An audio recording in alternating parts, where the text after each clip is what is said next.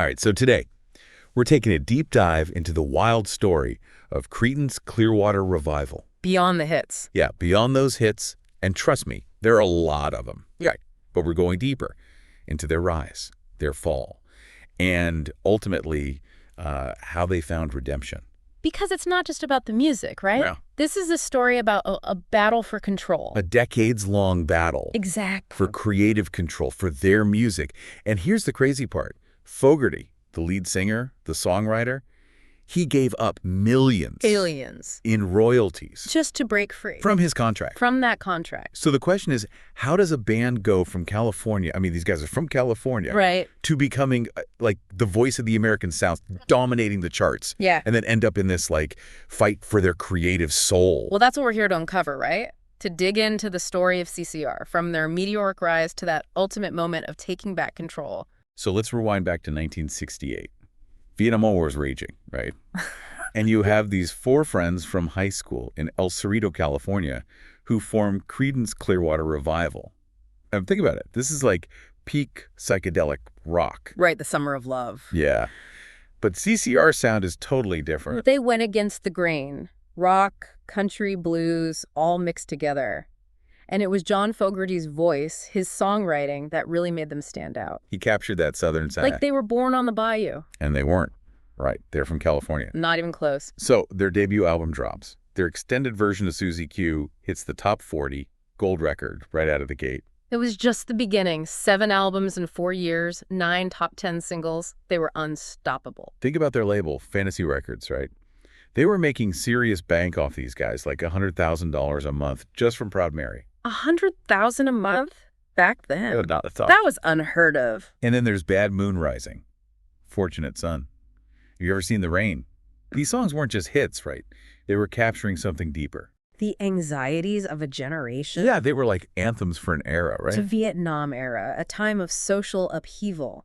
And CCR's music just resonated with people across the board. Rock fans, country fans, you name it. But here's where things get a little messy, right? Remember that contract Fogerty signed back in '68? It essentially handed over the rights to all CCR's music to Fantasy Records. He gave away ownership. Yeah. They controlled how the songs were used, how they profited from them. It was a classic be careful what you wish for scenario. At the heart of it all was Saul Zaentz, the owner of Fantasy Records. A businessman bought the label for $1 million, and CCR became their golden goose. But instead of supporting Fogerty, he kind of kept pushing him down. Undermining his creativity. Exactly. And you could see how this set the stage for the fight that was to come. A clash between artistic vision and corporate control. And it's a reminder of what can go wrong in the music industry when contracts are lopsided. Oh, yeah. It happens way too often. Fantasy Records put in $1 million, and they ended up with a band that would go on to make them over $100 million. It's a pretty stark example of how artists, especially new artists, can be taken advantage of. When they just want their music out there, and they don't always realize what they're signing away. It's a cautionary tale for sure. Yeah, it makes you think, doesn't it, about all those other artists who've been in similar situations. It does. Makes you wonder how many others have felt trapped, you know? Yeah. In a bad deal, not really in control of their own music. Yeah, and it really underscores how important it is, even today, to really understand what you're signing. The fine print, right? Yeah, exactly. Having good legal advice, someone who understands the music industry and can protect your interests. Because, I mean, Fogerty's case, it highlights the importance of copyright law, you know, to protect ownership and the right to actually benefit from your work. It's a reminder for musicians, knowledge is power. Absolutely. Knowing the business side of things is just as important as being creative, right? For sure. But let's go back to that decision to walk away from all those royalties. I mean, millions of dollars. It's a lot of money. It's a lot of money. You know, some people might say he was crazy to give it up. Yeah, you could see that perspective for sure. But for Fogerty, it wasn't just about the money, right? This was about principle. A stand against what he saw as a system that was, you know, fundamentally unfair, exploitative. He was buying back his freedom. His artistic freedom. And that, for him, was worth more than any amount of money. It was a powerful statement, you know? It really showed what he valued creative control over his art. But couldn't he have just, I don't know, swallowed his pride and taken the money? I mean, it takes incredible strength to walk away from that. Sure, he could have, but he didn't. He fought back, even when the odds were stacked against him. Risks, setbacks, lawsuits. He never stopped trying to reclaim his music. And it reminds us all that sometimes you have to take a stand, even if it means making hard choices. And for Fogerty, it paid off. He got control back. He became a symbol of artistic integrity, a champion for other musicians. It's inspiring, right? Even in a tough industry like the music business, you can fight for what's right and win. But let's not forget the fans in all of this, the people who grew up listening to CCR. Yeah, the people who connected to his music. We can get caught up in the legal stuff, the money, but at the end of the day, music is about emotion, right? It's a soundtrack to our lives. For a lot of people, CCR's music, it represents a specific time of feeling and experience. So when Fogerty stopped playing those songs, it must have been like a part of their own history was being silenced. Exactly. Some fans must have felt disappointed, right? Especially those who went to his concerts hoping to hear those hits. But his refusal to play them, it also sent a message. It was about his principles, his commitment to his art. It's complex, right? Some fans might have felt let down, while others might have understood, maybe even admired his stance. In the end, that decision, even though it might have alienated some people, it really solidified his legacy.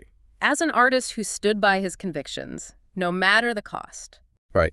And it shows how these artistic choices, they ripple out, affecting not just the artist, but everyone who connects to their work.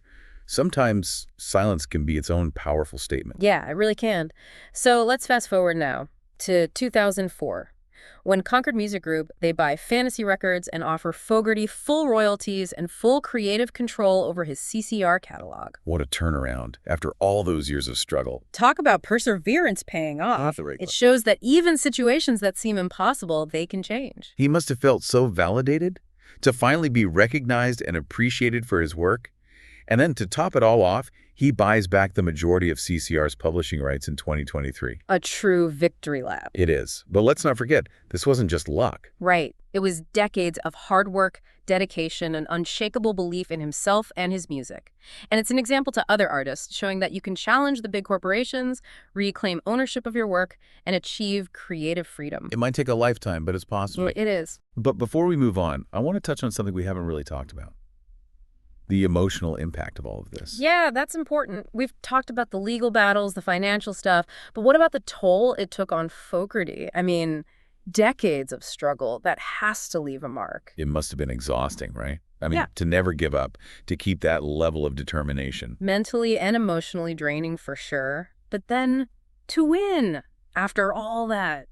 To have his music back, his contributions finally recognized. That's got to feel amazing. Cathartic, even. Relief, vindication, like a weight lifted. But you have to wonder, right? Does he still carry any scars? From that fight? I mean, how could he not? It's like even with a happy ending, the pain, the injustices, the doubt, it becomes part of you. It shapes you. It does, and it makes you wonder how it all affected his music, His songwriting, especially during those years when he refused to play his CCR hits. Those silent years. Yeah. It wasn't just protest, right? It was like a period of creative growth, almost. He had to rediscover himself, as an artist, I mean, cut off from a huge part of his musical identity. To forge a new path, outside the shadow of CCR. Exactly. He had to explore new sounds, new styles, dig even deeper into his songwriting. It was a rebirth, a creative rebirth.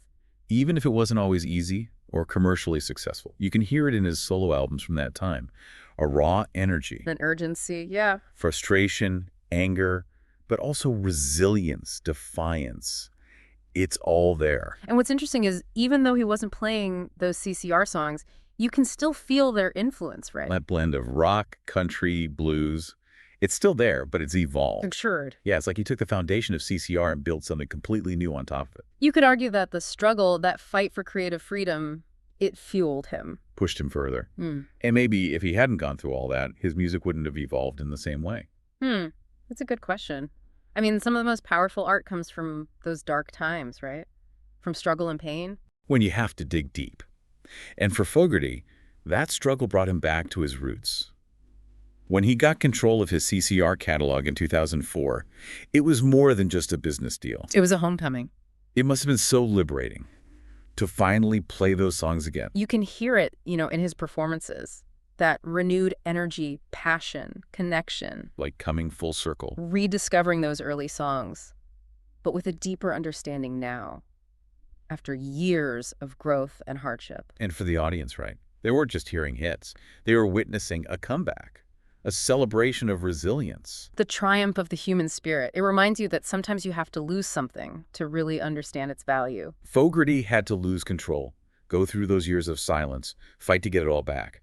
And in doing so, he rediscovered the heart of his music. And then, of course, there's that final chapter, when he buys the majority of CCR's publishing rights in 2023. Securing his legacy. He became the sole owner of those songs, his artistic vision preserved. And it shows that the real reward for never giving up isn't just reaching the goal, it's knowing you fought for what you believed in. So what can we learn from all of this? Well, it's a story about the music industry, for sure. The good, the bad, the ugly. The importance of protecting artists' rights. But it's also about something bigger, isn't it? It is. It's about the power of creativity, the resilience of the human spirit, and how music connects us, inspires us, reminds us of what matters. John Fogerty's journey reminds us that even when things seem impossible, when you're forced to make hard choices, when you have to struggle, you can come out stronger on the other side, more dedicated to your art. And that no matter what challenges life throws at you, with perseverance, passion, and belief in yourself, you can overcome anything and achieve your dreams. So next time you hear a CCR song, remember the story behind it. The battles fought, the legacy built. It's a story about hope, inspiration, and redemption through music. Now,